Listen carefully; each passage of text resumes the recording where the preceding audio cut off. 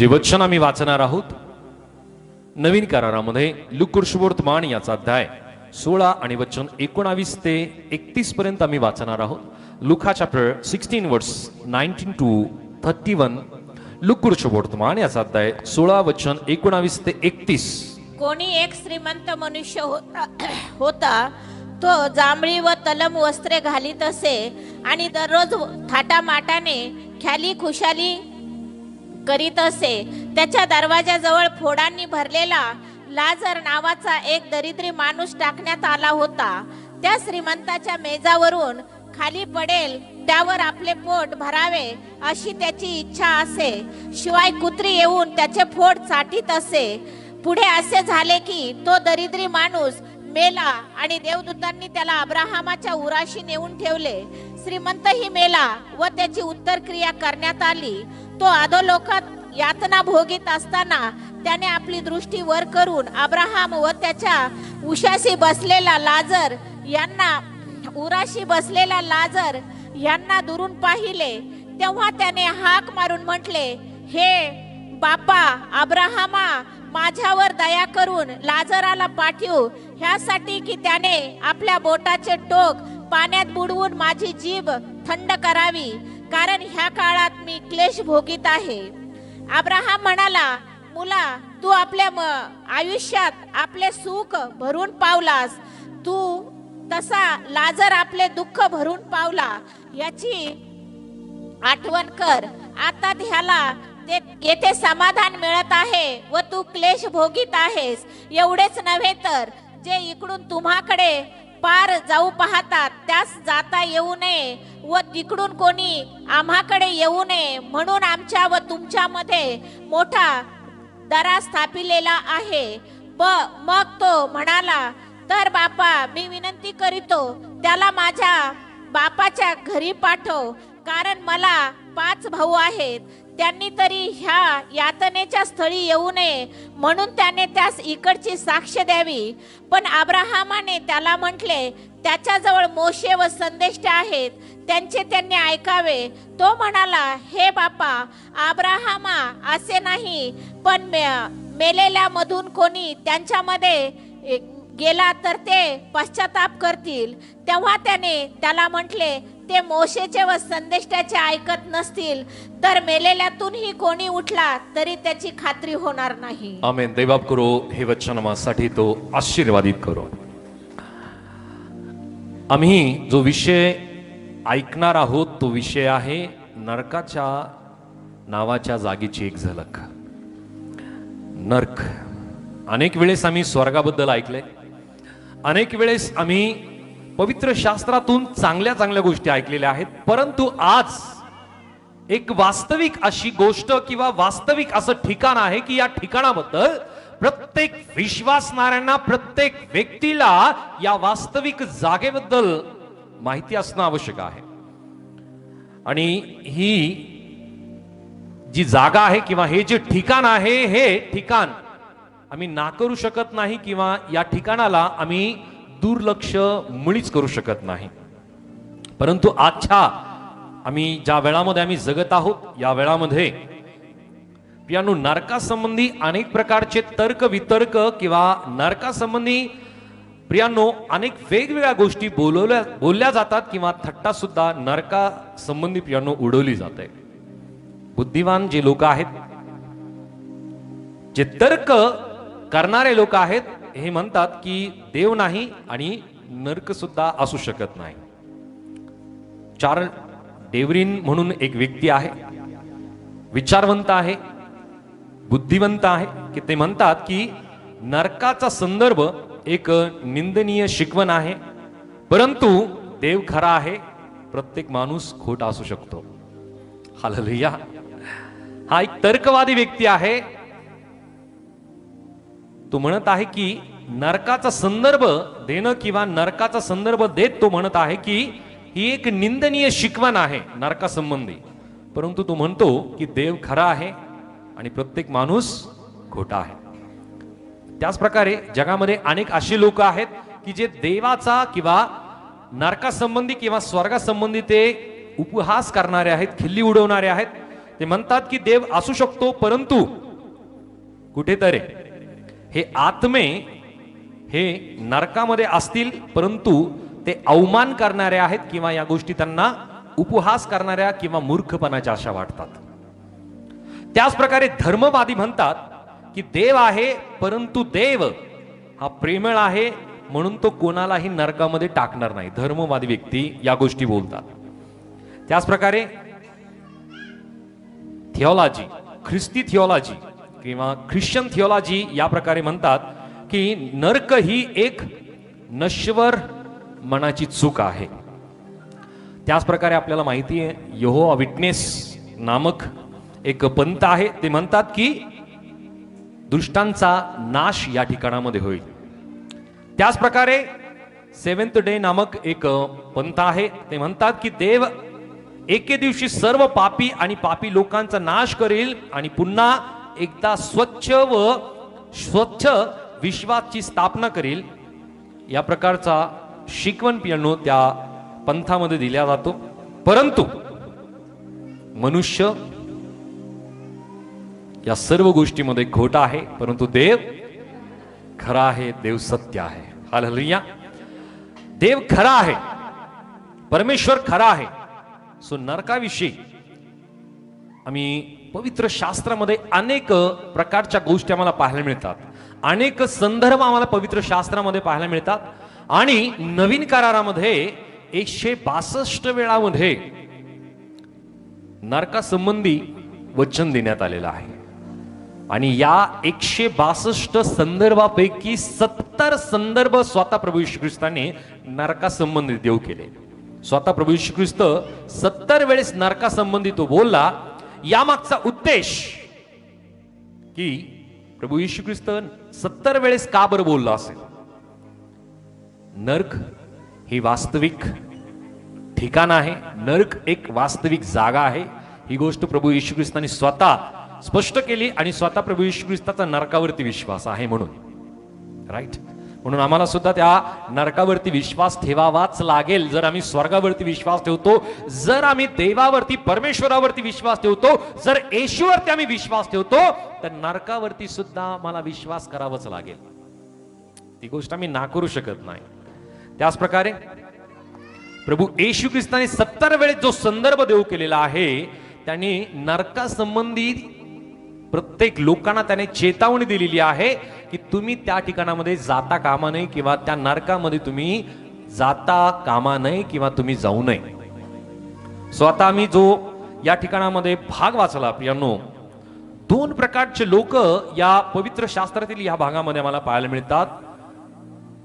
हे दोघेही, या दोघांच्या राहणीमान आणि या दोघांच्या जीवनामध्ये फार मोठा फरक आम्हाला पाहायला मिळतो. या दोघांच्या जीवनामध्ये ज्या गोष्टी आहेत प्रियांनो आम्हाला शिकून जातात की आम्ही वास्तविकरित्या स्वर्ग आणि नरक या गोष्टी आम्ही स्वीकारल्या पाहिजे. नरकाबद्दलची वास्तविकता आम्ही स्वीकारून प्रियांनो ह्या नरकाबद्दल आम्ही गंभीर होणं फार गरजेचं आहे. Hallelujah, hallelujah, hallelujah. अनेक प्रकारच्या बातम्या आम्ही ऐकत आहोत. अनेक प्रकारच्या घटना आपल्या वेळामध्ये होत आहेत. ही गोष्ट आम्ही नाकारू शकत नाही. इस्रायलासंबंधी अनेक भविष्यवाण्या पवित्र शास्त्रामध्ये करण्यात आल्या. आमच्या अगोदरच्या पिढ्यामध्ये या भविष्यवाण्या पूर्ण झाल्या नाहीत. या सर्व भविष्यवाण्या आपल्या वेळामध्ये पूर्ण होत आहेत. म्हणून आपल्याला जास्त जागरूकतेची, जास्त गंभीर होण्याची, फार सिरियस होण्याची गरज आहे. आणि जर आता आम्ही गंभीर झालो नाही तर मित्रांनो परत ही संधी आम्हाला मिळणार नाही. नरकासंबंधी आम्ही ऐकत आहोत. परमेश्वर सत्य आहे आणि मनुष्य खोटा आहे. मनुष्य खोटा ठरू शकतोच. या दोघांमध्ये जो विरोधाभास आहे प्रियानो, तो आम्ही जो फरक आहे तो आम्ही या ठिकाणामध्ये पाहतो. एक व्यक्ती श्रीमंत आहे आणि एक फार दरिद्री आहे. श्रीमंत आणि दरिद्री या दोघांमध्ये कुठल्या प्रकारचा व्यवहार होत नाही, कुठल्या प्रकारचं देवाणघेवाण होत नसते. याचा अनुभव आम्ही सुद्धा आपल्या जीवनामध्ये नक्कीच घेतला असेल. अनेक लोकांमध्ये आम्ही पाहतो की जो अति श्रीमंत व्यक्ती असतो तो दरिद्री किंवा फार गरीब व्यक्ती संबंधी कुठल्याही प्रकारचा व्यवहार तो करत नाही. आणि या श्रीमंत व्यक्ती संबंधी आणि जो दरिद्री लाजार आहे या दोघांसंबंधी प्रभू येशू ख्रिस्ताने एक दाखला दिला. हा दाखला स्पष्ट करतो की नरक एक वास्तविक ठिकाण आहे. वास्तविक ठिकाण आहे हे कुठलाही व्यक्ती नाकारू शकत नाही. हे इमॅजिन करण्याचं किंवा आम्ही काल्पनिक ठिकाण याला म्हणू शकत नाही. Hallelujah, hallelujah. अनेक तर्क करणारे लोक जे आहेत, तर्कवादी जे लोक असतात किंवा बुद्धिवादी जे लोक असतात, हे या गोष्टीला काल्पनिक ठिकाण किंवा काल्पनिक जागा असं म्हणतात.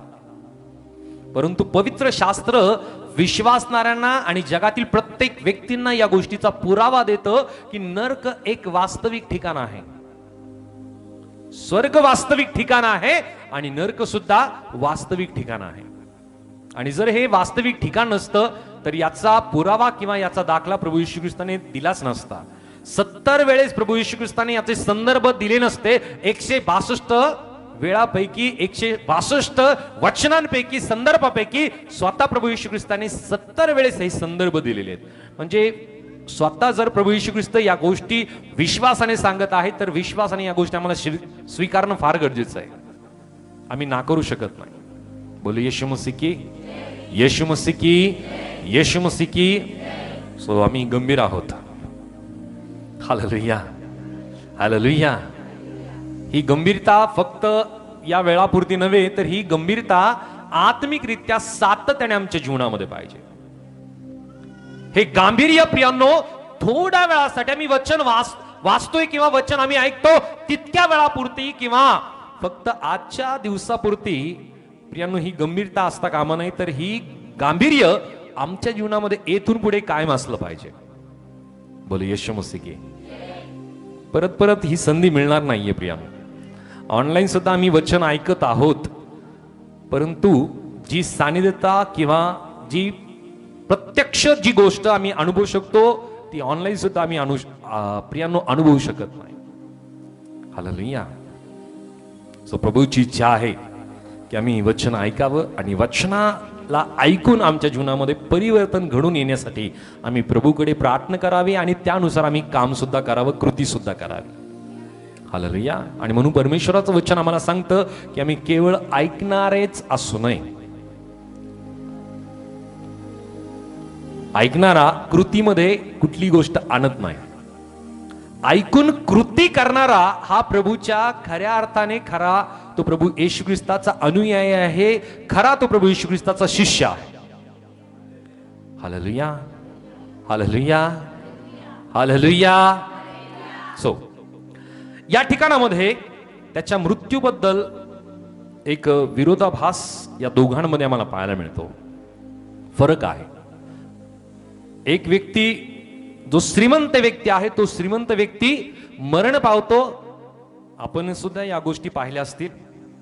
एखादा श्रीमंत व्यक्ती आपल्या एरियामध्ये जर मरण पावतो तर फार सुंदर गाडी सजवली जाते, राईट. आणि जर तो सूटबूट घालत असेल तर त्याला सूटबूट सुद्धा मेलेल्या शरीराला घातल्या जातं. आणखी त्याच्या असलेल्या वस्तू सुद्धा त्या कबरीमध्ये टाकल्या जातात. तो काय करेल त्याचं? Hallelujah, hallelujah. त्याला आवश्यकता आहे म्हणून नाही वे, तर त्याची आठवण येऊ नये किंवा त्याच्या आजारपणाचे कुठले जंतू जर त्या कपड्यावरती असतील तर ते सुद्धा त्याच्यावरती टाकले जातात. सो असेल काही कारण XYZ. परंतु श्रीमंत व्यक्ती सुद्धा मरण पावतो आणि हा दरिद्री लाजर सुद्धा मरण पावतो. आणि हे दोघंही मरण पावल्यानंतर पियानो त्या लाजराचं काय होतं या गोष्टी या वचनामध्ये दिलेल्या नाहीये. परंतु त्या श्रीमंत व्यक्तीला चांगल्या कबरीमध्ये ठेवल्या जातं. वचन या ठिकाणामध्ये 22 मध्ये मी पाहतो की त्याची उत्तर क्रिया केली जाते. या दोघांना सुद्धा प्रियांनो मेल्यानंतर त्यांचं काय होणार या गोष्टी आम्ही पुढे पाहणार आहोत. एकाला दफनविधी केली जाते, परंतु दुसऱ्याला दफनविधी होते की नाही माहिती नाही. परंतु वचनामध्ये आम्हाला या गोष्टी पाहायला मिळतात. त्याच्या दरवाजाजवळ फोडांनी भरलेला लाजर नावाचा एक दरिद्री माणूस टाकण्यात आला होता. श्रीमंताच्या मेजावरून खाली पडेल त्यावर आपले पोट भरावे अशी त्याची इच्छा असे. शिवाय कुत्रे येऊन त्याचे फोड चाटत असत. पुढे असे झाले की दरिद्री माणूस मेला आणि देवदूतांनी त्याला अब्रामाच्या उराशी नेऊन ठेवले. श्रीमंत मेला व त्याची उत्तर क्रिया करण्यात आली. परंतु जो दरिद्री लाजर आहे तो मरण पावला. त्याला उत्तर क्रिया, त्याच्या शरीराला उत्तर क्रिया करण्यात आली की नाही या गोष्टी वचनामध्ये देण्यात आलेल्या नाहीये. परंतु जो श्रीमंत व्यक्ती आहे त्याच्या शरीराची उत्तर क्रिया करण्यात आली. उत्तर क्रिया आपल्याला माहिती आहे. ज्या वेळामध्ये मनुष्य जिवंत असतो त्या वेळामध्ये त्या व्यक्तीला आम्ही सहजासहजी भेटायला सुद्धा जात नाही, कारण आमच्या मनामध्ये दुःख असतं. आमच्या जीवनामध्ये त्या गोष्टीची आठवण असते की त्या व्यक्तीने मला छळलेलं आहे, त्या व्यक्तीने मला त्रास दिलेला आहे, त्या व्यक्तीने माझी निंदा केलेली आहे, त्या व्यक्तीने माझा अपमान केलेला आहे. आणि जसा तो व्यक्ती मरण पावतो आमचं सर्व काम आम्ही सोडून त्या व्यक्तीच्या उत्तर क्रियेला आम्ही जातो आणि वाटतं की नको, शेवटचा हा निरोप तरी आम्ही त्याला द्यायला पाहिजे. हाच निरोप जर आम्ही सुरुवातीला तो जिवंत असताना जर आम्ही दिला आणि आपले रुसवे फुगवे जर त्या वेळामध्ये जर आम्ही दूर केले तर पियानो आमच्यामध्ये प्रेम प्रस्थापित होईल. म्हणून मेल्यानंतर आम्ही प्रेम करता कामा नये. जिवंत असतानाच आम्ही एकमेकांवरती प्रेम करावं, एकमेकांचा आदर करावा, एकमेकांचा आम्ही सन्मान करावा, एकमेकांना पियानो आम्ही मान सन्मान द्यावा. जिवंत असताना, मेल्यानंतर नव्हे. Hallelujah, hallelujah, hallelujah. परंतु मेल्यानंतर फार गोड गोड गुणगान गायला जातं. तो व्यक्ती फार चांगला होता, परंतु जिवंत असताना त्या व्यक्तीबद्दल आम्ही काय बोलतोय या गोष्टीची आम्हाला जाणीव सुद्धा राहत नाही. म्हणून जिवंत असतानाच आम्ही एकमेकांवरती प्रेम करावं, आदर करावा, सन्मान करावा आणि झालेले गेलेल्या सगळ्या गोष्टी विसरून जाव्यात. हालेलुया. रुसवे फुगे आम्ही विसरून जावं. मनुष्याचं आयुष्य किती आहे? वचन स्पष्टतेने सांगतं किती आयुष्य, किती? ओके, वचन सांगतं 60, 70 आणि फार तर फार 80 वर्ष. सो या गोष्टी मनुष्याच्या जीवनामध्ये इतकंच आयुष्य असताना मनुष्याने आपल्या जीवनामध्ये रुसवे फुगवे, राग, तट फुटी, एकमेकांबद्दलचा भेद का बरं करावा? हे जग आम्हाला सोडून जायचंय.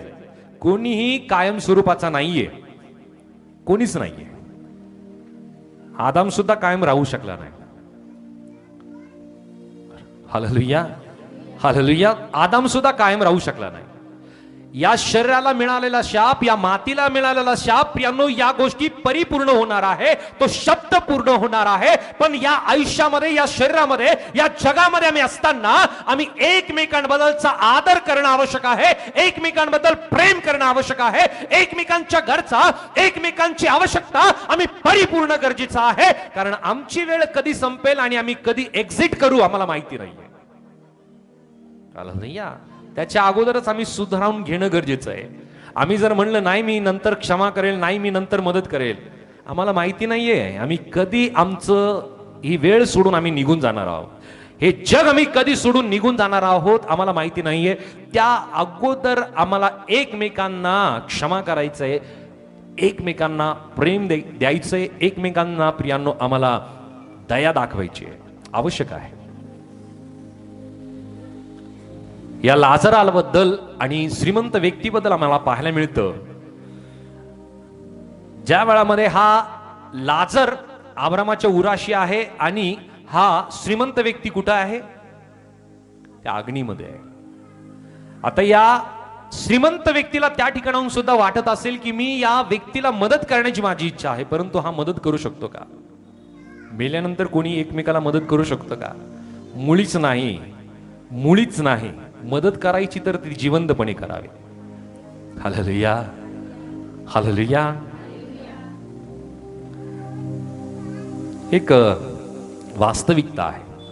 मेल्यानंतर बरेचसे जण एकमेकांना किंवा त्या व्यक्तीच्या प्रेतक्रियासाठी, उत्तरक्रियेसाठी प्रियांनो रक्कम देतात.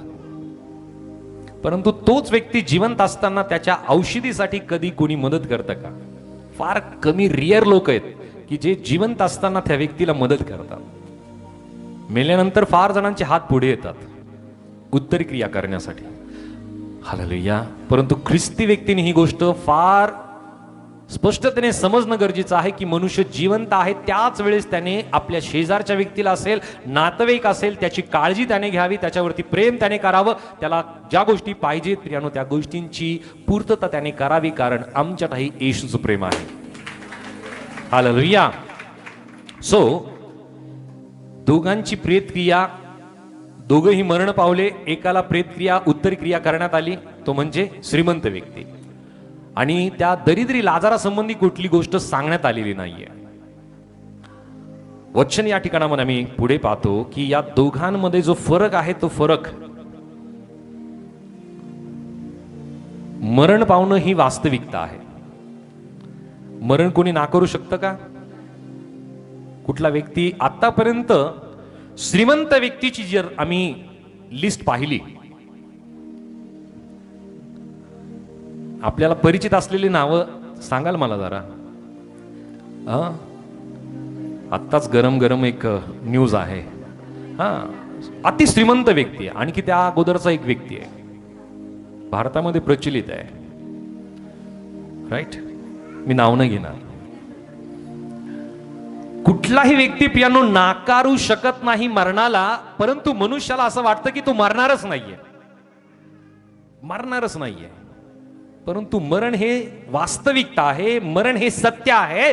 परंतु त्या मरणाच्या अगोदर आम्ही खऱ्या अर्थाने जगणं गरजेचं आहे, खऱ्या अर्थाने आम्ही क्षमा प्राप्त करून घेणं गरजेचं आहे, खऱ्या अर्थाने एकमेकांवरती प्रीती करणं गरजेचं आहे, खऱ्या अर्थाने एकमेकांना समजून घेणं गरजेचं आहे, खऱ्या अर्थाने आम्ही तारण प्राप्त करून घेणं गरजेचं आहे. कारण मेल्यानंतर कुठल्याही स्वरूपाने पश्चातापाची संधी नाहीये. मरण पावल्यानंतर कुठल्याही व्यक्तीला प्रियांनो त्या गोष्टी ज्या परमेश्वराने दया आणि कृपा केलेली आहे याचा अनुभव करण्याची सुद्धा संधी नाहीये. हालेलुया. म्हणून आता संधी आहे, आता वेळ आहे, आता मिळालेली संधी आम्ही याचं सोनं करणं गरजेचं आहे. ही संधी आम्ही आमच्या हातून जाऊ देता कामा नये, आणि ही संधी कधी संपेल आणि आम्ही कधी एक्झिट करू आम्हाला माहिती नाही. त्याच्या अगोदर या नरकाला आम्ही समजून घेणं गरजेचं आहे की नरक काय आहे. एक वचन आम्ही या ठिकाणामध्ये वाचूया, वचन 23 ते 25 आम्ही वाचूया. तो अधोलोकात यातना भोगीत असताना त्याने आपली दृष्टी वर करून अब्राहम व त्याच्या उराशी बसलेला लाजर ह्यांना दुरून पाहिले. तेव्हा त्याने हाक मारून म्हटले, हे बापा अब्राहमा, माझ्यावर दया करून लाजराला पाठव, ह्यासाठी की त्याने आपल्या बोटाचे टोक पाण्यात बुडवून माझी जीभ थंड करावी, कारण ह्या जाळात मी क्लेश भोगीत आहे. अब्राहम म्हणाला, मुला, तू आपल्या आयुष्यात आपले सुख भरून पावलास, तसा लाजर आपले दुःख भरून पावला. याची आठवण कर. आता ह्याला येथे समाधान मिळत आहे व तू क्लेश भोगीत आहे. ओके. सो या ठिकाणामध्ये आम्ही पाहतो की पहिली महत्वपूर्ण गोष्ट की नरक एक संवेदनाची जागा आहे. संवेदन की ही गोष्ट जाणवते, परंतु पश्चातापी जरी तो झाला, परंतु तो व्यक्ती त्या ठिकाणामध्ये क्षमा त्याला मिळूच शकत नाही. वास्तविकता आहे. एक फार फेमस एक म्युझिशियन होता, आणि हा म्युझिशियन संगीतकार होता, आणि फार मोठा तो अमेरिकेमध्ये प्रचलित असा एक म्युझिशियन असताना त्याने अनेक ठिकाणामध्ये अनेक मोठमोठे कार्यक्रम त्यांनी केले. आणि त्याचे सुरुवातीच्या वेळामध्ये त्याचे कार्यक्रम इतके प्रचलित झाले, आणि त्यानंतर त्याने आपली जी आत्म्याचं सर्वस्व, आपल्या जीवनाचं सर्वस्व त्याने सैतानाला समर्पित केलं. आणि त्याने म्हणलं की माझं आयुष्य मी सैतानाला समर्पित करत आहे. ही वास्तविकता आहे बरं का. जर तुम्ही काही प्रचलित म्युझिशियन आहे किंवा या संबंधित जर तुम्ही काही व्हिडिओज जर तुम्ही पाहिले तर तुम्हाला या गोष्टी लक्षात येतील. आणि त्या व्यक्तीने, त्या म्युझिशियनने आपलं जीवन त्या सैतानाला समर्पित केलं, आणि त्याने विचार केला की मी माझ्या आयुष्याचे काही वर्ष मी सैतानाला देईल आणि शेवटचे काही वर्ष मी प्रभूकडे येईल आणि मी क्षमा मागेल आणि मी परत एकदा मी येशूवरती विश्वास करेल. परंतु या म्युझिशियननी जसं आपलं जीवन त्या सैतानाला समर्पित केलं, त्याला इतकी भयंकर प्रसिद्धी मिळाली की त्याच्या नावामुळे प्रियानो लाखो लोक एकत्रित येऊ लागले त्याचं म्युझिक ऐकायला, त्याचं गीत ऐकायला. आणि त्यानंतर त्याची प्रसिद्धी इतकी भयंकर वाढल्यानंतर तो मोठमोठे शो करू लागला. लाखो करोडो रुपयाची त्याची संपत्ती झाली. आणि त्याला जसं त्याने ठरवलं होतं की मी 10 वर्षापर्यंत मी सैतानाच्या आधिपत्याखाली राहील आणि त्यानंतर मी सैतानाला सोडून देईल आणि मी प्रभू येशू ख्रिस्ताकडे येईल. जसा त्याचा तो दिवस संपला, आणखी त्याने विचार केला की नको, आणखी एक वर्ष मी सैतानाला माझं जीवन देऊन टाकतो आणि मी आणखी नंतर 1 वर्षानंतर मी प्रभू येशू ख्रिस्ताला क्षमा मागेल आणि मी तारण प्राप्त करून घेईल किंवा मी प्रभू येशू ख्रिस्ताकडे येईल. प्रियांनो, हा विचार त्याने केला आणि त्याने दिलेला वेळ संपला आणि त्यानंतरहून परत एकदा त्याने त्या वेळामध्ये तो व्यक्ती मरण पावला. मरण पावल्यानंतर त्याने केलेली योजना ही पूर्णपणे संपुष्टात आली. जो व्यक्ती एकदा सैतानाला समर्पित झाला, जो व्यक्ती एकदा सैतानाच्या आधिपत्याखाली गेला, तो परत प्रभू येशू ख्रिस्ताकडे येऊ शकत नाही. त्याच्यासाठी फार मोठी कृपा परमेश्वराची लागते. त्याच्यासाठी कोणीतरी इतके अश्रू ढाळलेले आवश्यक असतात की जो व्यक्ती प्रियांनो सैतानाच्या आधिपत्याखाली आहे तो परत प्रभूकडे येण्यासाठी फार मोठी प्रियांनो ही रिस्क आहे. आणि सहजासहजी कोणी त्यातून परत येत नाही, सहजासहजी येत नाही. आणि हा व्यक्ती तसाच मरण पावला. सो प्रियांनो, आज अनेक इंडस्ट्रीमध्ये असे लोक आहेत. जर तुम्ही त्यांचे सिक्रेट काही व्हिडिओज जर तुम्ही बघितले तर तुम्हाला या गोष्टी लक्षात येतील. काही इंटरव्ह्यूज मध्ये प्रियांनो जे मोठमोठे म्युझिशियन आहेत त्यांनी या गोष्टी सांगितल्यात. कदाचित हे ऐकत असताना थोडंसं वेगळं आम्हाला वाटतंय, कदाचित आम्ही पहिल्यांदा ही गोष्ट ऐकत असू, परंतु ही सत्यता आहे, ही सत्यता नाकारू शकत नाही. प्रियांनो, या ठिकाणामध्ये या श्रीमंत व्यक्तीला सुद्धा वाटलं असेल या नरकाच्या अग्नीमध्ये तो प्रियांनो आपली पीडा तो भोगत आहे, यातना तो भोगत आहे, छळ तो भोगत आहे. परंतु या सर्व छळाला, या सर्व अग्नीला तो आपल्या जीवनामध्ये या संवेदनाला तो जाणवत आहे, परंतु पश्चातापित होऊ शकत नाही. इच्छा आहे त्याची की माझ्यावरती क्षमा परमेश्वराने मला द्यावी आणि या पीडेतून मला त्याने सोडवावं, परंतु नो चान्स. परत संधी नाहीये. एकदा नरकामध्ये गेला तर गेलाच, परत त्या ठिकाणाहून कोणी परत येऊ शकत नाही. गॅरंटेड ते ठिकाण आहे. या ठिकाणामध्ये जो व्यक्ती गेला, ज्या व्यक्तीला आत्म्यातून टाकण्यात आलं प्रियानो, तो व्यक्ती इतक्या स्वरूपाने प्रियानो तो छळला जातो. त्या गोष्टी आम्ही पुढे पुढे पाहणार आहोत, आम्हाला लक्षात येतील. या व्यक्तीला, या श्रीमंत व्यक्तीला वाटले असेल की मी पश्चाताप करावा. या व्यक्तीने अनेक वेळेस पश्चातापही केला असेल, या गोष्टी अनेक वेळेस त्याने बोलूनही दाखवल्या असेल, परंतु फक्त आणि फक्त एकच गोष्ट त्याला सामोरं जावं लागतंय, ते म्हणजे अग्नी, अग्नी आणि अग्नी, छळ आणि छळ आणि छळ. यातना व्यतिरिक्त, छळा व्यतिरिक्त, अग्नी व्यतिरिक्त दुसरी कुठली गोष्ट त्या ठिकाणामध्ये नाहीये. जायला आवडेल का? Hallelujah, hallelujah. इथे बसलेल्या बऱ्याच जणांना कधी ना कधी चटका बसलाच असेल. चटका बसलाय कधी? जाळाचा चटका बसला. कसा असतो? आता स्वयंपाक करत असताना तर जास्तच बसलाय, बरोबर आहे. भांड्याचा चटका बसणं वेगळं आहे बरं का, आणि जाळाचा चटका, तो चटका फार भयंकर असतो. जाळाचा चटका बसलाय कोणाला या ठिकाणी? जाळाचा चटका तो सहजासहजी लवकर भरत नाही, बरोबर आहे. तितकी जी त्वचा आहे, मी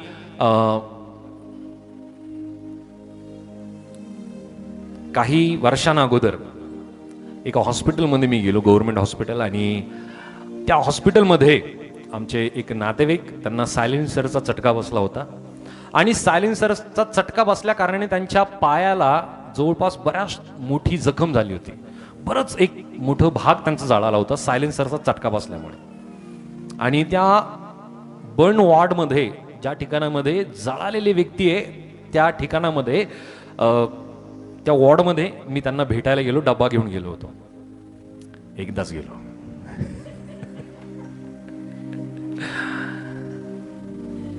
अक्षरशः त्या बेडवरती, त्यांच्या बाजूला त्या बेडवरती असे 2-3 जण पडलेले होते. पूर्णपणे शरीराला पट्ट्या बांधलेल्या होत्या. फक्त डोळे उघडे होते आणि फक्त डोळे फिरत होते. आणि असं वाटत होतं की तो व्यक्ती मलाच बघतोय. अक्षरशः त्या वॉर्डमध्ये जर तुम्ही कधी गेलात तर खरं तुम्हाला समजेल की माणूस जिवंत असताना, चांगला असतानाच त्याने काय करायला पाहिजे आणि काय नाही करायला पाहिजे. जर खरा नर्क समजून घ्यायचा आहे तर एकदा फेरफटका मारून येतोय मी. जाऊन आला. परत इच्छा झाली नाही त्या ठिकाणामध्ये जाण्याची. गंभीरता मनुष्याला त्याच वेळेस येते की वास्तविकता ज्या वेळामध्ये त्या गोष्टी मनुष्य अनुभवतो. पियानो त्या व्यक्तींना कदापि वाटत नाही की नंतर कशाचा चटका त्यांना बसला पाहिजे. फार ती जपतात स्वतःला. जसं आपल्याला कधी स्वयंपाक करत असताना, काम करत असताना एखाद्या वस्तूचा, जाळाचा जर चटका बसला तर आम्ही फार सांभाळतो. परत तशी गोष्ट आम्ही परत करत नाही, टाळतो आम्ही ती गोष्ट करायला. सो या ठिकाणामध्ये, या नरकाच्या अग्नीमध्ये हा व्यक्ती आहे आणि या व्यक्तीला संवेदना आहेत. हा असं एक शरीर पियानो मनुष्याला मिळतं की हे शरीर संवेदना समजतंय ना, तो अनुभव करू शकतो. आम्हाला चिमटा घेतला तर आम्हाला अनुभव येतो, बरोबर ना? बरोबर. आम्हाला काही टोचलं तर आम्हाला अनुभव येतो. आम्ही जाणवतो त्या गोष्टी. आम्हाला चटका बसला तर पियानो त्या गोष्टी आम्हाला जाणवतात. थंडी असेल तर आम्हाला जाणवतात. या सगळ्या गोष्टी जाणवणं त्याला संवेदना म्हणतात. आणि जसा हा व्यक्ती, श्रीमंत व्यक्ती या अग्नीमध्ये आहे, त्याला संवेदना आहे आणि या संवेदनामध्ये तो बोलू लागतो. त्याला माहिती की त्याची गरज काय आहे. या ठिकाणामध्ये काय काय गरज होती त्याची या अग्नीमध्ये. वाचा 23 वचन वाचा जरा प्लीज.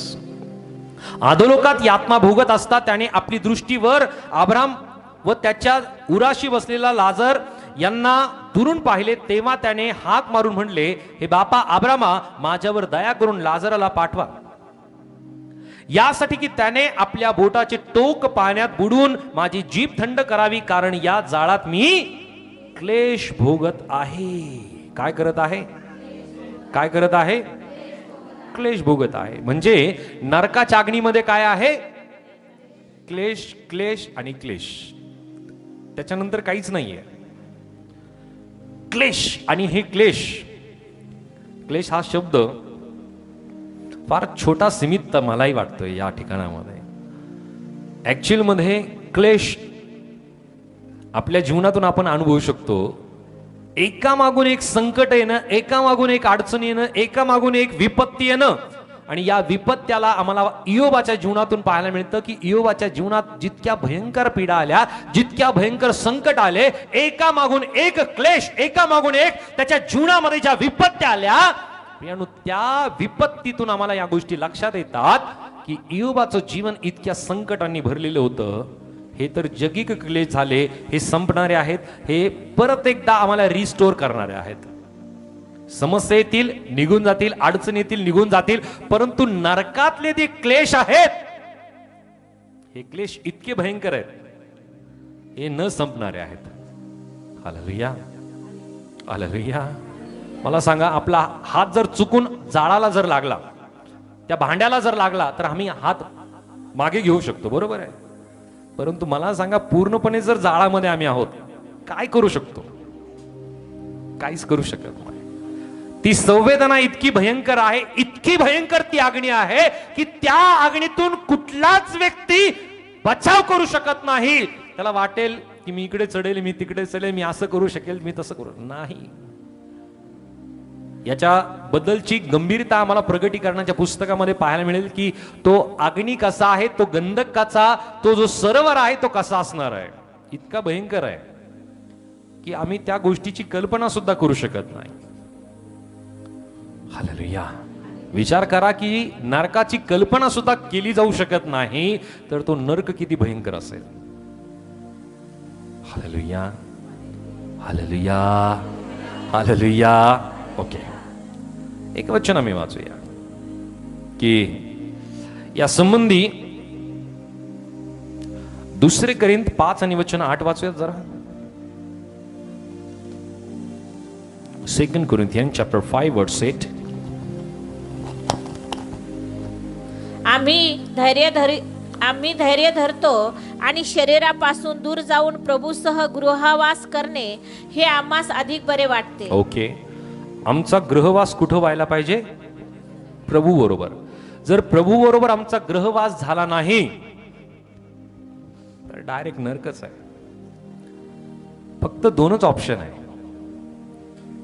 दोनच ऑप्शन आहे. एक जीवन आहे आणि एक मरण आहे. एक स्वर्ग आहे आणि एक नरक आहे. Hallelujah, hallelujah, hallelujah.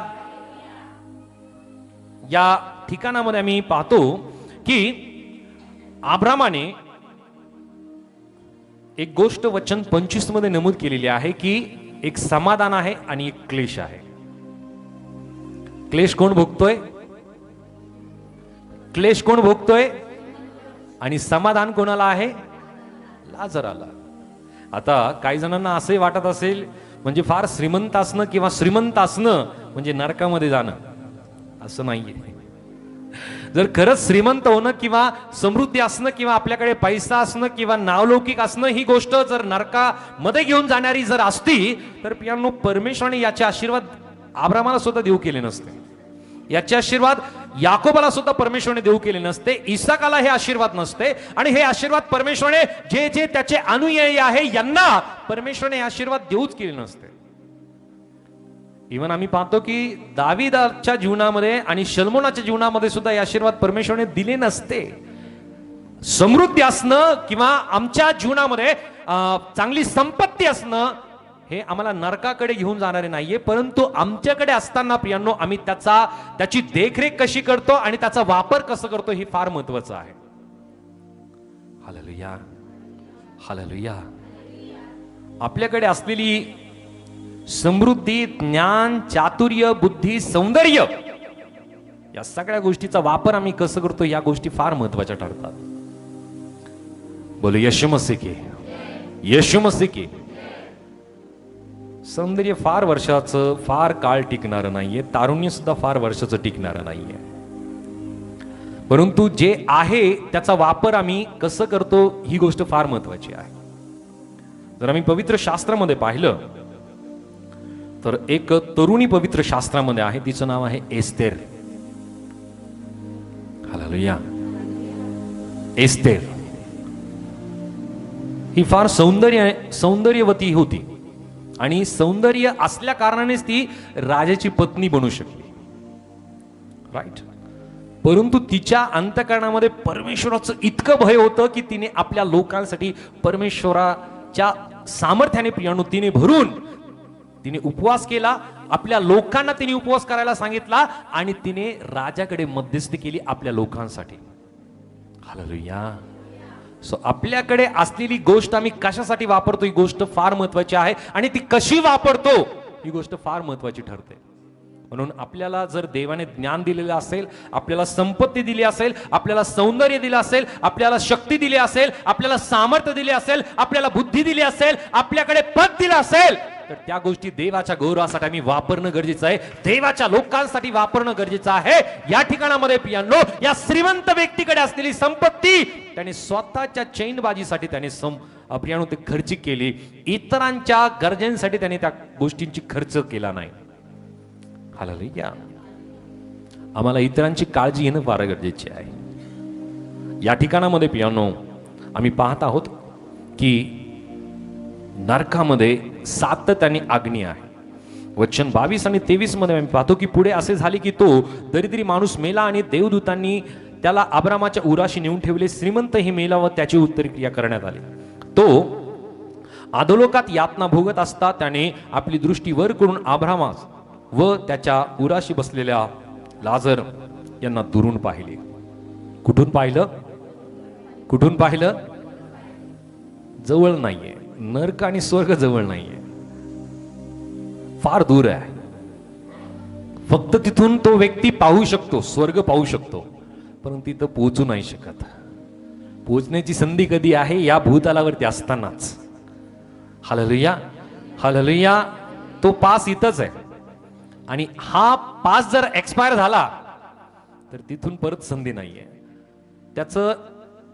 त्या पासचं एक्सटेन्शन होऊ शकत नाही. त्याची मुदत जी आहे ती मुदत वाढवल्या जाऊ शकत नाही. जसं मी सुरुवातीला एक उदाहरण दिलं की त्या आर्टिस्टनी किंवा त्या म्युझिशियनने म्हणलं होतं की मी नंतर रिपेंट करेल, नंतर मी पश्चाताप करेल आणि येशूचा मी स्वीकार केले. प्रियानो, तोपर्यंत ती संधी नाही. आमची संधी कधी संपणार आहे, आमची एक्सपायरी डेट कधी आम्हाला माहिती नाहीये, ती फक्त प्रभूला माहिती आहे. म्हणून त्याच्या अगोदर आम्ही, प्रियांनो, आम्हाला मिळालेली संधी, आम्हाला मिळालेलं ते वाउचर आम्ही त्या स्वर्गामध्ये जाण्यासाठी वापरणं गरजेचं आहे. हालेलुया. चांगलं समजेल, राईट? सो नरक एक वेगळं ठिकाण आहे आणि हे नरक इतकं वेगळं ठिकाण आहे की ही निश्चित जागा आहे. ही जागा नाकारल्या जाऊ शकत नाही. ही जागा दुर्लक्षित केली जाऊ शकत नाही. आणि या जागेसंबंधी अनेकांच्या जीवनामध्ये संभ्रम आहेत. अनेकांना वाटतं की असं असू शकतं का, तसं असू शकतं का. जर खरंच असं वाटतंय ना, मग एकदा मरूनच पहा. हालेलुया. परत संधी नाहीये. आणि एक वैशिष्ट्य ही गोष्ट मी नमूद करतो की जो व्यक्ती आत्महत्या करतो त्या व्यक्तीला स्वर्गाचं स्थान तर मुळीच नाहीये. तो डायरेक्ट नरकामध्ये आहे. कारण देवाचं वचन स्पष्टपणे सांगतं की जीवन हे अनमोल आहे आणि हे परमेश्वराकडून मिळालेली देणगी आहे. परमेश्वराने आम्हाला ते देऊ केलेले आहे. आम्ही मोलाने विकत घेतलेले आहोत. हालेलुया. म्हणून आम्ही कधीही आत्महत्याचा विचार करताच कामा नाही. म्हणून क्वचितच तुम्ही ऐकत असाल की ख्रिस्ती व्यक्तीने आत्महत्या केली. सहजासहजी ख्रिस्ती व्यक्ती आत्महत्याच करू शकत नाही, कारण प्रभू त्याच्या समस्या सोडवतो अगोदर. Hallelujah, hallelujah.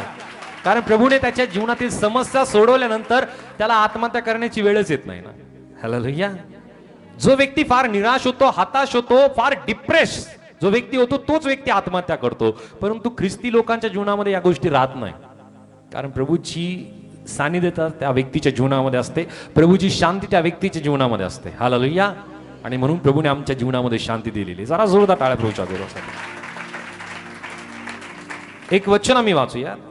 पहिले दुसरे थेसलेनी याचा अध्याय 1 वचन 8 आणि 9.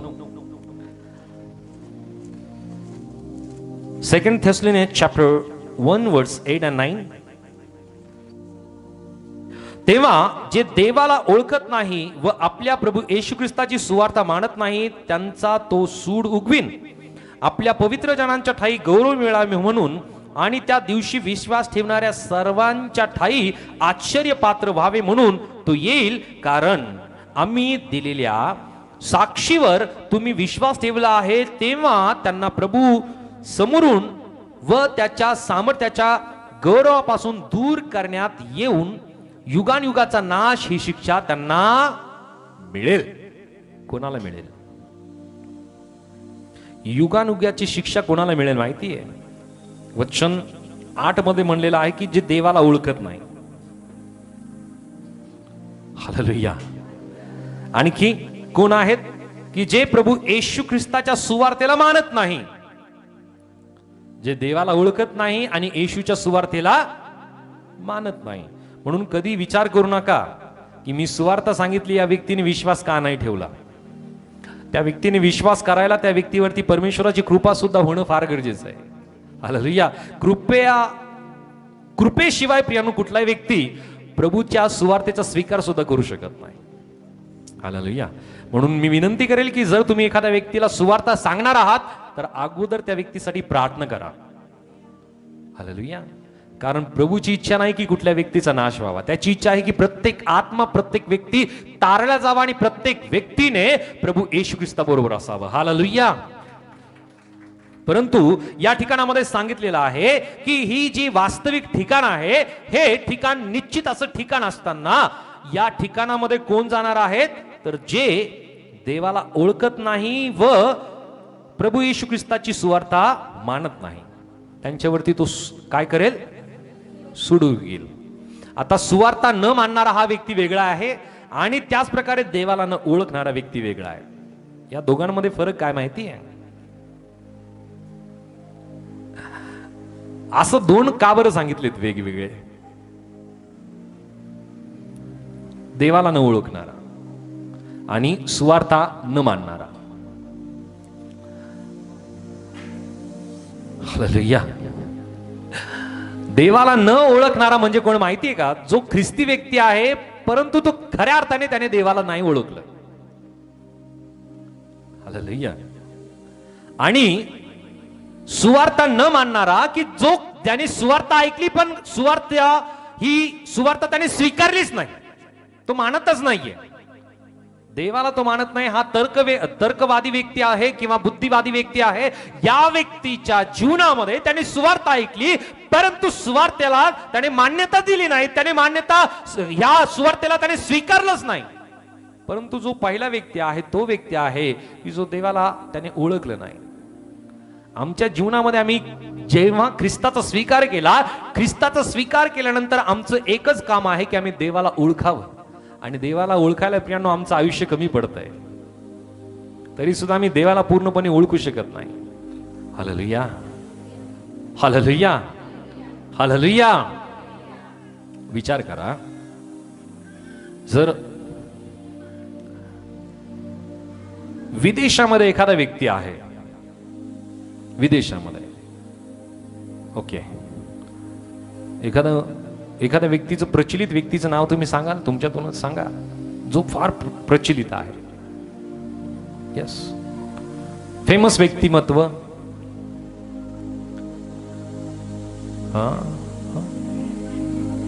कोण फेमस व्यक्तिमत्व एखादं सांगा ना. नाही माहिती? यस, बिल गेट्स म्हणूयात आम्ही. बिल गेट्स, आणखी एखादं XYZ एखादा व्यक्ती असेल, तो व्यक्ती विदेशामध्ये आहे, तो व्यक्ती दुसऱ्या ठिकाणामध्ये आहे. आता त्या व्यक्तीला आम्हाला ओळखायचंय. त्याला ओळखायला आम्ही काय काय करू? त्याच्याबद्दलची माहिती आम्ही गोळा करू, इंटरनेटवरती बघू, वेगवेगळे पुस्तकं त्याच्याबद्दल आम्ही वाचू. परंतु त्या व्यक्तीला समजायला बऱ्याच वेळेस प्रियांनो, त्या व्यक्तीबद्दल आणखी चांगली ओळख व्हायला आम्हाला बराच वेळ जातो. सो एक व्यक्ती समजायला जर आमचं बरचसा वेळ जातो, बरेचसे वर्षे जातात, तर तो परमेश्वर आहे. तो परमेश्वराला समजायला आमचं आयुष्य कमी पडेल, तरी सुद्धा आम्ही परमेश्वराला पूर्णपणे ओळखू शकत नाही. परंतु आमचं कामच ते आहे की आम्ही रात्र आणि दिवस परमेश्वराला आम्ही ओळखावं. किती गोष्ट आम्ही परमेश्वराचं समजू शकतो, किती समजू शकतो. कृपेबद्दल जर आम्ही पाहायला गेलो तर किती वेगवेगळ्या प्रकारच्या कृपा परमेश्वराने मनुष्यावरती केली. फक्त कृपेबद्दल आणि परमेश्वराच्या प्रेमाबद्दल जर पाहायला गेलं तर परमेश्वराचं प्रेम इतकं मोठं परमेश्वराचं प्रेम आहे. आगापे प्रेम परमेश्वराचं म्हणलं जातं की आगापे प्रेम या शब्दाचा अर्थच असा आहे की कुठल्या प्रकारची अपेक्षा न करता प्रेम केल्या जाणं. आगापे, आणि हे परमेश्वराचं प्रेम आहे. जगात मध्ये केले जाणारं जे प्रेम आहे, अपेक्षा ठेवून केलं जाणारं ते प्रेम आहे. कुठली ना कुठली अपेक्षा केली जाते, ही वास्तविकता आहे. एखादी आई वडील आपल्या लेकरांवरती जर प्रेम करत असतील तर ते प्रेम या मागचं आहे की ते पुढे चालून माझं सांभाळ करणे. राईट, हालेलुया, बरोबर ना. आणि जर त्यांना त्यांची काळजी घेतली नाही तर त्यांना माहिती आहे आता काही खरं नाहीये. बरोबर आहे. अपेक्षा करून प्रेम केलं जातं. परंतु परमेश्वराचं जे प्रेम आहे ते परमेश्वराचं प्रेम आगापे प्रेम आहे. तो परमेश्वर कदापि कुठली अपेक्षा आमच्यावरती करत नाही आणि अपेक्षा करत नसताना सुद्धा त्याने त्याच्या एकुलत्या एका पुत्राचं रक्त, एकुलत्या एका पुत्राचं बलिदान त्याने त्या वधस्तंभावरती केलं. हे खरं प्रेम परमेश्वराचं आमच्यावरती आहे. फक्त एकच वाक्य आहे परमेश्वराच्या प्रेमाबद्दल मी सांगतोय, किती अशा गोष्टी आहे की परमेश्वराच्या प्रेमाबद्दल आहे. हालेलुया. की त्याने इस्रायलावरती इतकं प्रेम केलं की प्रियांनो, परमेश्वराने अब्रामाच्या ज्या वेळामध्ये अब्रामाला परमेश्वराने पाचारण केलं त्याच वेळेस परमेश्वराने त्याला सांगितलं, त्याला आशीर्वाद दिला की मी तुझ्यापासून मोठं राष्ट्र निर्माण करेल, मी तुझ्याद्वारे सर्व राष्ट्र मी आशीर्वादित करेल, तुझ्याद्वारे मी सर्व वंशज मी आशीर्वादित करेल. जे तुझं अभिष्ट चिंतेतील मी त्यांचं अभिष्ट करेल, जे तुझं अनिष्ट चिंतेतील मी त्यांचं अनिष्ट करेल.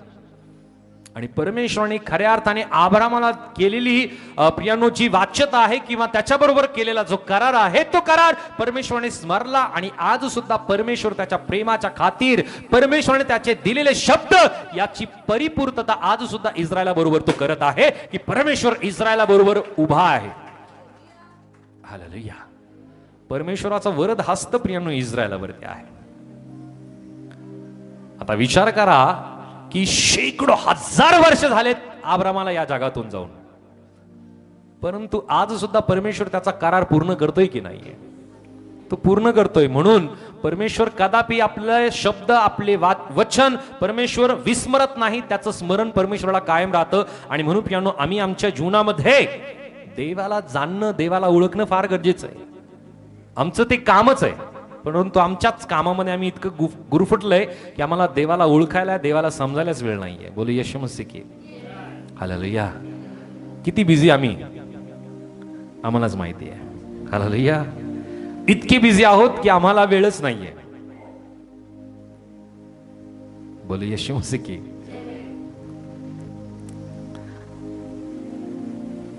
आम्हाला या जगामध्ये त्यांनी संधी देऊ केलेली आहे, वेळ देऊ केलेली आहे. आणि ही वेळ कधी संपणार आहे आम्हाला माहिती नाहीये. परंतु या ठिकाणामध्ये जे दोन प्रकारचे व्यक्तिमत्व या वचनामध्ये आम्ही वाचले, दुसरे थेसलेनी अध्याय 1 आणि वचन 8 आणि 9 मध्ये, की देवाला न ओळखणारे ख्रिस्ती व्यक्तीचं काम काय आहे? काय करायचं? आणि जे ओळखत नाही म्हणजे ते कोण आहेत? यांच्यावरती परमेश्वर न्यायाचा वेळ आणणार आहे. आणि म्हणून देवाचं वचन स्पष्ट ते सांगतं, माझ्या लोकांचा नाश होत आहे. आम्हाला वचन वाचायला वेळ नसेल तर ही वचन आमच्यासाठी आहेत की आम्ही देवाला ओळखत नाही. आणि देवाला ओळखायला एकमेव साधन चांगलं आहे, ते म्हणजे देवाचं वचन. वाजवायचं जोरदार वाजव. सर्वात मोठं आणि महत्वपूर्ण जे साधन आहे ते कोणतं आहे? केवळ आणि केवळ पवित्र शास्त्र वचन. यापेक्षा चांगलं साधन आमच्यासाठी कुठलंही नाहीये. एक ब्रदर आहेत, ब्रदर दिवाकर, या ठिकाणात बसले असतील. सुरुवातीला जसं त्यांची माझी भेट झाली, त्यांनी मला सांगितलं की मी आतापर्यंत अनेक पुस्तकं मी वाचले, मला वाचन करायचं फार छंद आहे. आणि त्यांनी सांगितलं की मी अनेक पुस्तकं वाचले, परंतु त्या पुस्तकामध्ये माझा उद्धार होण्या अगोदर मला बायबल मधले अनेक वचनं माझ्या समोर येत होते, त्या पुस्तकामध्ये रेफरन्स येत होते. आणि मी हे वचनं वाचल्यानंतर मी अस्वस्थ व्हायचं. मला वाटायचं की ह्या पुस्तकामध्ये हे वचनं काय करतायत.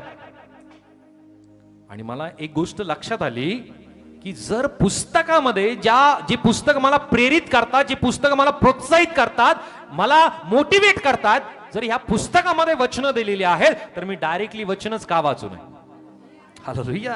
आणि म्हणून त्यांनी वचन वाचायला सुरुवात केली. ते म्हणतात की मला रात्र कशी निघून जाते मला कळत नाही, मी रात्र मी वचन वाचतो. कित्येक वेळेस मी वचन वाचून झालेत, कित्येक वेळेस मी पवित्र शास्त्र वाचून झालो. हालेलुया. आम्हाला याची तहान आणि भूक असली पाहिजे प्रियांनो. जग आणि जगातल्या गोष्टी, शारीरिक गोष्टींची तहानभूक जर आम्हाला असेल तर प्रियांनो ही नाशवंत आहे, ही आम्हाला नाशाकडे घेऊन जाणारी आहे. परंतु आत्म्याची तहानभूक प्रियांनो आम्हाला पित्याकडे, स्वर्गामध्ये घेऊन जाणारी आहे, प्रभू येशू ख्रिस्ताकडे घेऊन जाणारी आहे. हालेलुया. आम्हाला देवाला ओळखायचं आहे. आणि देवाला ओळखण्यासाठी प्रियांनो सहभागिता सुद्धा फार महत्वाची आहे. हालेलुया. काय जण म्हणतात, पाळक साहेब आम्ही घरी वचन ऐकतो बरं का तुमचं, फार उत्साहाने सांगतात आम्ही घरी वचन ऐकतो तुमचं. अनेक देवाच्या सेवकांचं आम्ही घरी वचन ऐकत असतो. आणि घरी वचन कसं आम्ही ऐकतो आम्हाला माहिती आहे. वाटल्या ना, युट्यूब चालू आहे, टीव्ही वरती व्हिडिओ चालू आहेत, बरोबर. फार आम्ही आदराने देवाचं वचन आम्ही ऐकत असतो. गॅसवरती काम चालू आहे, काहीतरी कापतोय. किती आमचं लक्ष आहे, आता किती सिट्ट्या झाल्या, आता किती बाकी आहेत. आणि त्यावेळामध्ये मी देवाचं वचन आम्ही ऐकत आहोत. हालेलुया. आणखी काय काय काम करायचं याची लिस्ट आमच्या मागे आम्ही तयार करून ठेवलेली, आणि त्यावेळामध्ये आम्ही देवाचं वचन आम्ही ऐकत आहोत. हालेलुया. आता याच्या विरोधात मी नाही की तुम्ही त्या वेळामध्ये वचन ऐकू नये, वचन ऐका, परंतु आम्ही सहभागितेला वेळ देणं फार गरजेचं आहे. आमची सहभागिता जर आम्ही चुकवली तर प्रियांनो अनेक आशीर्वादाला आम्ही चुकलो, आम्ही मुकलो. जर खरंच सहभागिता गरजेची नव्हती तर प्रियांनो प्रभू येशू ख्रिस्त सुद्धा सभास्थानामध्ये गेला नसता. त्याने सभास्थानामध्ये जाऊनच लोकांना का शिकवलं? हालेलुया. जर खरंच सहभागिता गरजेची नव्हती तर प्रियांनो लोकांनी एकत्रित येऊन परमेश्वराची प्रार्थना करणं या गोष्टी परमेश्वराने शिकवल्या नसत्या. जर सहभागिता महत्वाची नव्हती तर प्रियांनो त्या लोकांवरती, ज्या माडीवरती प्रियांनो ते यरुशलेमेच्या माडीवरती प्रियांनो एकत्रित आले होते, त्या ठिकाणामध्ये त्यांच्यावरती पवित्र आत्मा उतरून आला नसता. सहभागिता जर महत्वाची नव्हती तर सहभागिता फार महत्वाची आहे. ज्या ज्या वेळामध्ये देवाचे लोक एकत्रित आले, ज्या ज्या वेळामध्ये देवाचे लोक सहभागितेने आले, पवित्र आत्म्याचा वर्षाव त्यांच्या जीवनामध्ये झाला. त्यांच्या मानसिकतेमध्ये, त्यांच्या आत्म्यामध्ये, त्यांच्या जीवनामध्ये, शारीरिकरित्या, त्यांच्या वैचारिकरित्या, त्यांच्या बोलण्यामध्ये, त्यांच्या चालण्यामध्ये प्रियांनो प्रभूने बदल घडवला. म्हणून सहभागिता फार महत्वाची आहे. हालेलुया. आणि प्रभूचं वचन एका ठिकाणामध्ये आम्हाला सांगतं की जसा काळ शेवट येतो, जसा काळ जवळ येतो, तुम्ही अधिकाधिक सहभागितेमध्ये एकत्रित या, जास्त हे करा, जास्त सहभागितेला वेळ द्या. हालेलुया. पाळक साहेब काम आहे, काम फार काम आहे, मला वेळच मिळत नाही. त्या वेळामध्ये, ज्या वेळामध्ये सांगा प्रभू जर आला आणि प्रभूने म्हणलं मला वेळ नाहीये, तू मला नंतर भेट, का होईल? अहो नंतर भेट जर म्हणलं संपलं, डायरेक्ट नरकच आहे. हे जे नंतर भेटणार आहेत ना, हे नंतर भेटणारे यांना डायरेक्ट नरकाची जागणी आहे. आणि जे पहिल्यांदा भेटतील आणि प्रभू त्यांना आपल्या बरोबर घेऊन जाईल, यांना त्यांना डायरेक्ट स्वर्ग आहे. हालेलुया. हालेलुया. हालेलुया. आता जर गंभीर नाहीये, नंतर गंभीर होऊन काहीच उपयोगाचा नाहीये. हा जो श्रीमंत व्यक्ती हा नरकाच्या आगणीमध्ये गंभीर होतोय, आणि गंभीर कधी व्हायला पाहिजे होता? हा, जिवंत असताना. आपण आहोत, बोले यशू मसीह. हालेलुया. हालेलुया. आत्ताच आम्हाला संधी आहे, आत्ताच आम्हाला गंभीर व्हायचंय. नरक एक दुःखाची जागा आहे. जसं वचन या ठिकाणामध्ये मी वाचतो की आम्ही 24 वचन वाचूयात. त्या ठिकाणामध्ये लूक 16 आणि वचन 24 वाचा. तेव्हा 24 आणि 25. हा. तेव्हा त्याने हाक मारून म्हटले, हे बापा अब्राहमा, माझ्यावर दया करून लाजराला पाठवू, ह्यासाठी की त्याने आपल्या बोटाचे टोक पाण्यात बुडवून माझी जीभ थंड करावी, कारण ह्या जाळात मी क्लेश भोगत आहे. अब्राहम म्हणाला, मुला, तू आपल्या आयुष्यात आपले सुख भरून पावलास, तसा लाजर आपले दुःख भरून पावला, ह्याची आठवण कर. आता ह्याला येथे समाधान मिळत आहे व तू क्लेश भोगीत ओके. आहेस. वचन 28 वाचा. कारण मला 5 भाऊ आहेत, त्यांनी तरी ह्या यातनेच्या स्थळी येऊ नये, म्हणून त्याने त्यास इकडची साक्ष द्यावी. ओके. सो या ठिकाणामध्ये आम्ही पाहतो की नरक एक दुःखाची जागा आहे आणि स्वर्ग कशी जागा आहे? सुखाची जागा आहे ना. आता सुखामध्ये जाण्यासाठी येथे दुःख आम्हाला सहन करावं लागेल. लाजाराने काय केलं? दुःख सहन केलं आणि तो सुखामध्ये गेला, सुख लोकांमध्ये गेला. बरोबर आहे. आणि श्रीमंत व्यक्तीने काय केलं? या भूतलावरती त्याने सुख भोगलं आणि तो कुठे गेला? दुःख भोगण्यासाठी ना. सो आपल्याला ठरवायचंय की आपल्याला दुःख भोगायचंय की सुख भोगायचंय. हालेलुया. हालेलुया. जर आम्ही हाल अपेष्टा सहन करतो, निंदा सहन करतो, अपमान सहन करतो, या गोष्टी पचवायच्या आहेत, पचवायच्या आहेत. आणि पचन शक्ती प्रभू आम्हाला देतो. बरं. हालेलुया.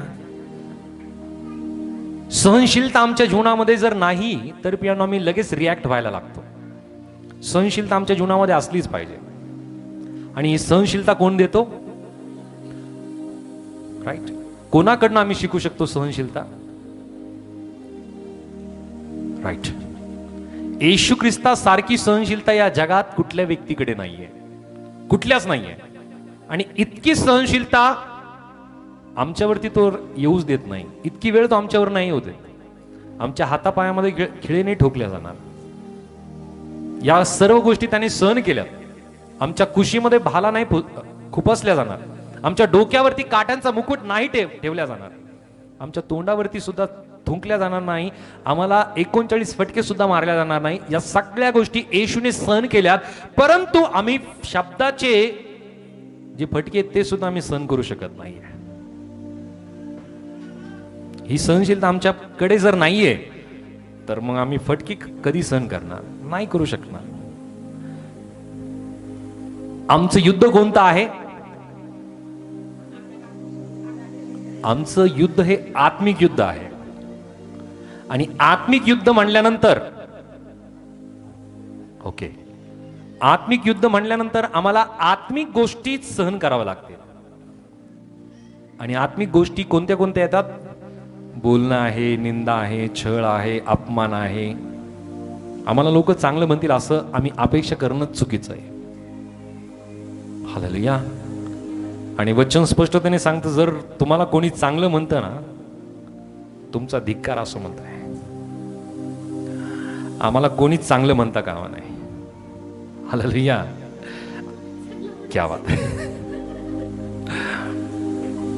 सो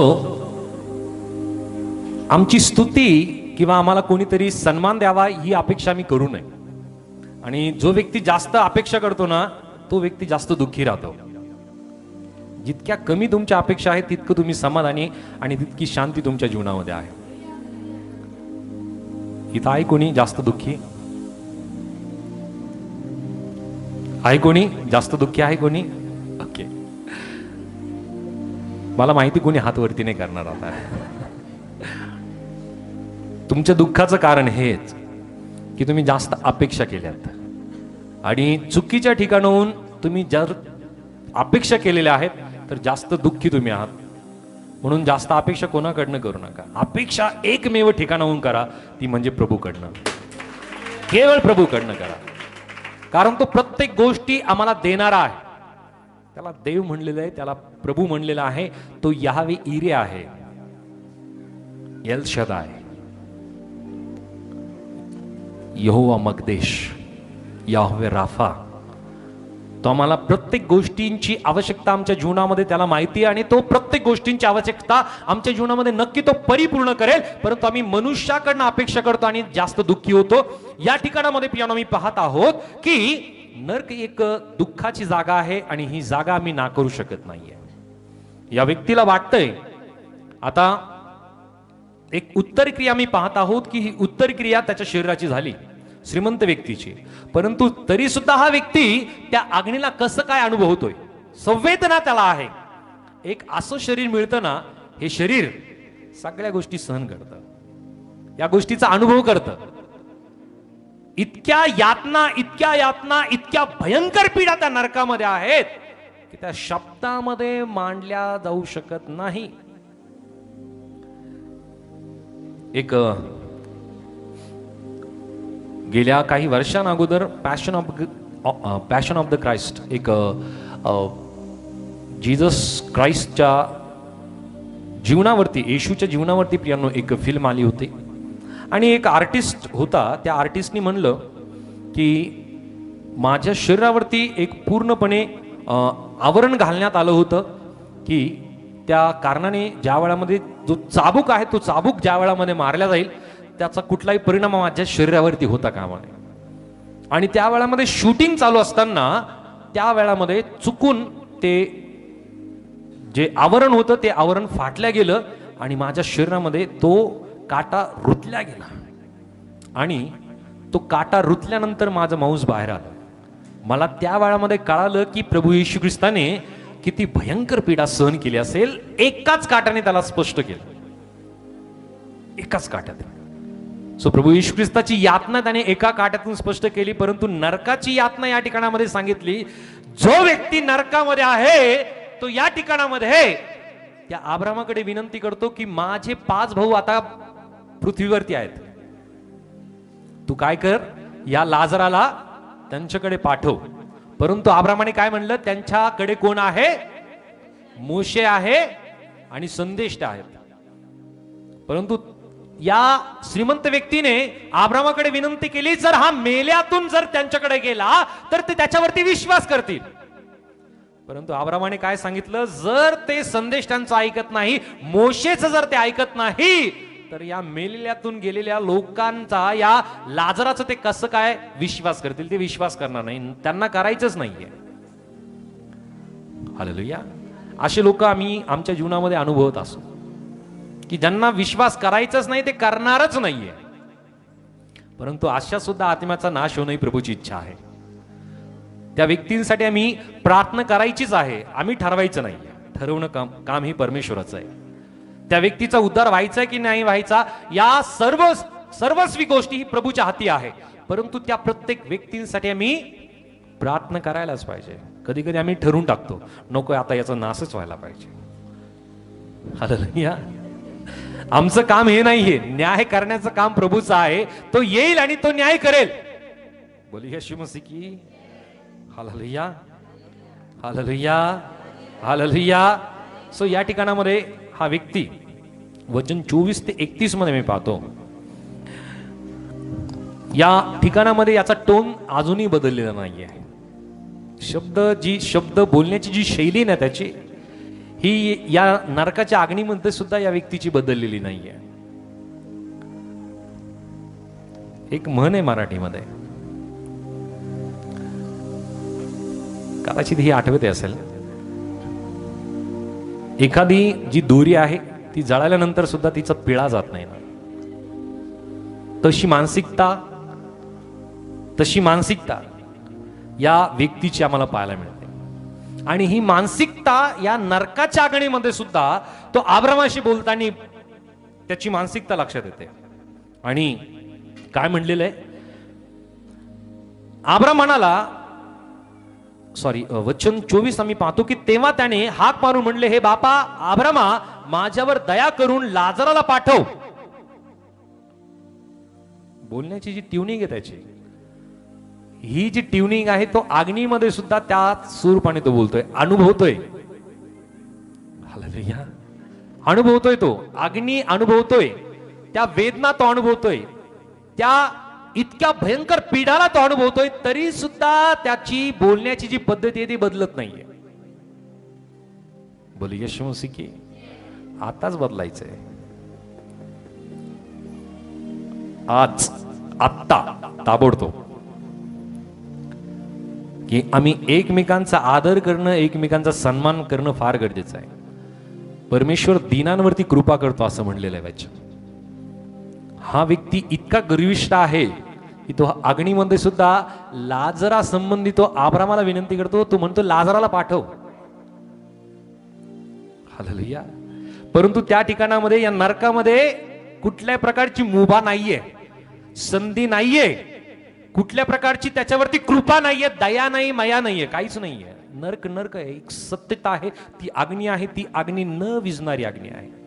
या संबंधी आम्ही वचन 24 मध्ये पाहतो की तेव्हा त्याने हाक मारू म्हणले, हे बापा अब्रामा, माझ्यावर दया करून लाजराला पाठव, यासाठी की त्याने आपल्या बोटाचे टोक पाण्यात बुडून माझी जीभ थंड करावी, कारण या जाळात मी क्लेश भोगत आहे. हा जो जाळ आहे, हा जाळ न विझणारा जाळ आहे. हालेलुया. जसं लाकडं पेटवलं जातात ना, काही वेळानंतर, काही तासानंतर त्या ठिकाणामध्ये त्या लाकडाची राख तयार होते. बरोबर आहे. जाळ लागतो, त्यानंतर कोळसा होतो, कोळसा झाल्यानंतर राख होते, आणि आम्हाला वाटतं की आता संपला, आता जाळ संपला. परंतु ही जी अग्नी आहे, ही अग्नी न संपणारी आहे, कधीही न विझणारी अग्नी आहे. जर आम्हाला वाटत असेल की या नरकामधून कधीतरी दया होईल, नाही, नाही म्हणजे नाहीच. दया नाहीये, कुठल्या प्रकारची कृपा नाहीये, कुठल्या प्रकारच्या परमेश्वर त्यांच्यावरती अनुग्रह करणार नाहीये. एकदा अग्नीमध्ये पडला, एकदा नरकामध्ये पडला, संपलं. No chance. Final full and final आहे. हे जे ठिकाण आहे हे आठवण आणि पश्चाताप करणारं ठिकाण आहे, पस्तावा करणारं ठिकाण आहे. वाचूयात त्या ठिकाणामध्ये वचन 25. अब्राहम म्हणाला, मुला, तू आपल्या आयुष्यात आपले सुख भरून पावलास, तसा लाजर आपले दुःख भरून पावला. ह्याची आठवण कर. आता ह्याला येथे समाधान मिळत आहे व तू क्लेश भोगीत आहेस. हे ठिकाण कसं आहे? आठवण करण्याचं. आठवण येईल एक एक. मी वचन वाचलं असतं तर बरं झालं असतं. हालेलुया. पाळक साहेबांचं ऐकलं असतं तर बरं झालं असतं. हालेलुया. परंतु माझी इच्छा नाही की अशी कधी आठवण तुमच्या मनामध्ये यावी. त्या ठिकाणामध्ये माझी इच्छा आहे की तुम्ही माझ्या बरोबर प्रभूचा गौरव करण्यासाठी असाल. हालेलुया. हालेलुया. परंतु ते ठिकाण कसं आहे? आठवणीचं ठिकाण आहे, पश्चाताप करण्याचं ठिकाण आहे, पस्तावा करण्याचं ठिकाण आहे. परंतु संधी नाहीये. संधी कधी माहितीये? या भूतलावरती, या पृथ्वीवरती. आणखी की वचन 24 आणि 25 आम्हाला सांगतं की या ठिकाणामध्ये अतृप्त करणारी तहान आहे. ही जी ताण आहे ही कधीही भागवल्या जाणार नाही. आम्हाला ताण लागल्यानंतर आम्ही काही करून पियानो पाणी पितोच. बरोबर आहे? काही करून जीवाचा आटापिटा करतो आणि आम्ही पाणी पितोच. परंतु या अग्नीमध्ये ज्या वेळामध्ये मनुष्याला टाकल्या जाईल त्या ठिकाणामध्ये याची जी ताण आहे ही अतृप्त असणार आहे. त्याला तहान लागेल, परंतु ही तहान परिपूर्ण केल्या जाऊ शकणार नाही, अतृप्त असेल. आणखी दुःख आणि वेदना या ठिकाणामध्ये असणार आहे. एक वचन आम्ही वाचूया बरं. प्रगटीकरण याचा अध्याय 14 आणि वचन 10 आणि 11 वाचूयात. प्रगटीकरण 14 अध्याय आणि वचन 10 आणि 11 वाचा. तोही देवाच्या क्रोधाच्या प्याल्यात निरा घातलेला त्याचा क्रोध रूपी द्राक्षरस पिल आणि पवित्र देवदूता समक्ष व कोकऱ्या समक्ष त्याला अग्नी व गंधक ह्यापासून पीडा होईल. ह्याच्या पिडेचा धूर युगाने युग वर येतो आणि ते जे श्वापदाला व त्याच्या मूर्तीला नमन करीतात त्यास आणि जो कोणी त्याच्या नावाची खून धारण करून घेतो त्यास रात्रंदिवस विश्रांती मिळत नाही. ओके, काय म्हणलंय? रात्र दिवस विश्रांती मिळत. विश्रांती कुठं आहे? इथंच आहे. आणखी विश्रांती कुठे आहे? स्वर्गामध्ये आहे. त्याच्या अगोदर संधी आहे आणि ही संधी संपणार आहे फार लवकर. आज सकाळी देवाचे अभिषिक्त दास यांनी फार सुंदर शेवटल्या काळाविषयी त्यांनी मार्गदर्शन केलं. आणि या ठिकाणामध्ये जी गोष्ट त्यांनी सुद्धा नमूद केली होती की श्वापदाला आणि त्याच प्रकारे जो कोणी त्या श्वापदाला व त्याच्या मूर्तीला नमन करतो आणि जो कोणी त्याच्या नावाची खून धारण करतो, फार लवकर तो वेळ येणार आहे बरं का. हा वेळ असणार आहे की प्रत्येकाच्या शरीरामध्ये एक चिप टाकल्या जाईल. याचे प्रयोग विदेशामध्ये सक्सेस झालेत आणि काही ठिकाणामध्ये आता प्रायोगिक तत्वावरती पियानो ते सुरुवात सुद्धा करण्यात आलेली. एका व्यक्तीच्या शरीरामध्ये ती चिप टाकण्यात आली आणि तो कुठेही जातो तर त्याला आपल्या सोबत कार्ड बाळगण्याची गरज नाहीये, कुठल्या प्रकारची ID बाळगण्याची गरज नाही. जसा तो उभा राहतो सर्व बायोडाटा त्याचा येऊन जातो. सो ही चिप या गोष्टीला दर्शवते की जर ही चिप आमच्याही शरीरामध्ये टाकल्या जाईल तर त्या व्यक्तीला काय केल्या जाईल? कुठं? युगानयुगाची जी पीडा आणि जो धूर त्या ठिकाणून निघेल, जो या व्यक्तीवरती पियानो हा छाप राहील, ही मुद्रा राहील, पियानो त्या व्यक्तीला सार्वकालिक अग्नीमध्ये टाकल्या जाणार आहे. परंतु त्या अगोदर पियानो आम्ही प्रभू बरोबर असावं, प्रभू बरोबर आमची सहभागिता असावी, ही प्रभूची इच्छा आहे. एक वचन आम्ही वाचतो. लूक 13 आणि 28 वाचा, त्यानंतर आम्ही प्रार्थनेत जाणार आहोत. लूक 13:28.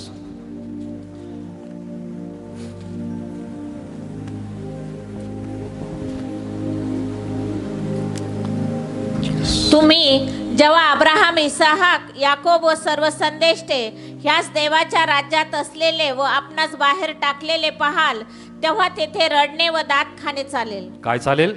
रडणे म्हणजे व हे दात- ठिकाण कसं आहे? रडण्याचं आणि दात खाण्याचं. आता कोणाला आवडतं का रडायला? घरामध्ये एखादं जर लेकरू सातत्याने रडत असेल, काय केलं जातं त्याला? आपल्याला आवडत नाही, रडणं आवडत नाही, आणि मग आणखी त्याला मारलं जातं. बरोबर? का रडतो? परंतु आम्ही त्याला शांत करण्याचा प्रयत्न करतो. विचार करा की ज्या अग्नीमध्ये मनुष्याला टाकला जाईल, या संबंधी सांगितलेलं आहे की तुम्ही जेव्हा अब्राम, इसाक, याकोब व सर्व संदेष्ट यांना देवाच्या राज्यात असलेले व आपणास बाहेर टाकलेले पाहाल, तेव्हा तेथे रडणे व दात खाणे चालेल. हे ठिकाण रडण्याचं आहे आणि दात खाण्याचं आहे. ही गोष्ट आम्हाला कधीच आवडत नाही. जर हे आवडत नाही ना, तर यासाठी आत्ताच प्रिपेअर होणं गरजेचं आहे, आत्ताच तयार होणं गरजेचं आहे. प्रभूची इच्छा आहे की कुठल्याही व्यक्तीचा नाश होऊ नये, ही त्याची इच्छा आहे. त्याची इच्छा आहे की प्रत्येक आत्मा वाचवल्या जावा, प्रत्येक व्यक्ती वाचवल्या जावा, आणि त्या व्यक्तीने प्रभू बरोबर असावं. हालेलुया.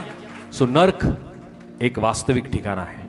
नर्क एक दुःखाचं ठिकाण आहे. नर्क एक वेगळे करण्याचं ठिकाण आहे. नर्क एक संवेदना अनुभवण्याचं एक ठिकाण आहे. आणि नरकासंबंधी प्रियांनो एक वास्तविकता आहे, आणि ती वास्तविकता आम्ही स्वीकारणं गरजेचं आहे. स्वर्ग आम्ही स्वीकारतो, तर नर्क सुद्धा आम्ही स्वीकारणं गरजेचं आहे. की त्या ठिकाणामध्ये आम्ही जाता कामा नये, आम्ही जाता कामा नये, आमचे प्रियजन जाता कामा नये. यासाठी आजच आम्ही प्रभूकडे क्षमा याचना मागावी, आजच आम्ही पश्चातापी व्हावं, आजच आम्ही जीवन त्याला समर्पित करावं, आजच आम्ही ख्रिस्ताला आपला वैयक्तिक तारणारा म्हणून आम्ही स्वीकारावा, आणि आजपासून आम्ही त्याला रोज ओळखायला आम्ही सुरुवात करावी. आमची वेळ प्रियानो प्रार्थनेमध्ये आम्ही अधिक द्यावी. आम्हाला जर वाटतं की आम्ही आठवड्यातून एकदा प्रार्थनेला येतो म्हणजे बरं झालं, पुष्कळ झालं. हालेलुया. आम्ही आठवड्यातून एकदा वचन वाचतो, आठवड्यातून एकदाच. आज एक आठवडा झाला बायबल हातात घेतलं, चला प्रार्थनेला जायचंय, असं काही जणांचं जर वाटतंय ना तुम्हाला, असं जर वाटत असेल आठवड्यातून आम्ही एक वचन वाचतो म्हणजे पुरे आहे, फार मोठ्या गैरसमजामध्ये तुम्ही आहात. ही आमची भाकर आहे, हे आमचं पाणी आहे, हे रोज आम्ही खाल्लं पाहिजे, रोज आम्ही हे पिलं पाहिजे, रोज आम्ही यातून देवाला ओळखलं पाहिजे, याला ओळखायलाच पाहिजे. ही आमची तहानभूक असली पाहिजे. प्रियांनो, जर यहुदी लोकांसंबंधी जर आम्ही पाहिलं, देवाचं वचन ज्या प्रकारे आम्हाला स्तोत्रसंहिता अध्याय 1 आणि वचन 1 आणि 2 आम्ही वाचूयात आणि त्यानंतर प्रार्थना करूया. यस, स्तोत्रसंहिता अध्याय 1 वचन 1 आणि 2 वाचा.